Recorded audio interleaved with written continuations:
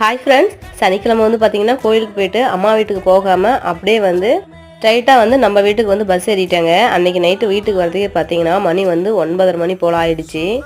பஸ்ஸில் போயிட்டு வந்ததுனால ரொம்பவே டயர்டாக இருந்துச்சு. அதனால் அடுத்த நாள் ஞாயிற்றுக்கிழமை கொஞ்சம் லேட்டாக தான் எழுந்திரிச்சேன்.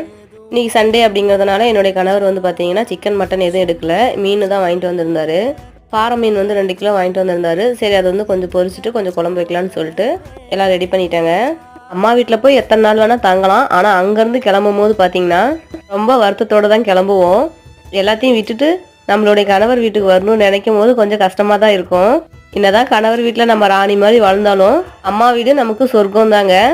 ஒவ்வொரு டைமும் ஊருக்கு போயிட்டு வரும்போது அவங்கள விட்டு பிரிஞ்சு வரும்போது ரொம்பவே வருத்தமாக இருக்கும். இந்த டைமெல்லாம் கண்ணுலேருந்து கண்ணு தண்ணி கலங்கிடுச்சிங்க. அந்த அளவுக்கு ரொம்ப ஃபீல் ஆயிடுச்சு. உங்களுக்கு எப்படி அம்மா வீடு ரொம்ப பிடிக்குமா இல்லை கணவர் வீடு பிடிக்குமான்னு சொல்லிட்டு கமெண்ட் பண்ணுங்க. சண்டே மெனு ரொம்பவே சிம்பிளாக இன்னைக்கு முடிச்சாச்சுங்க.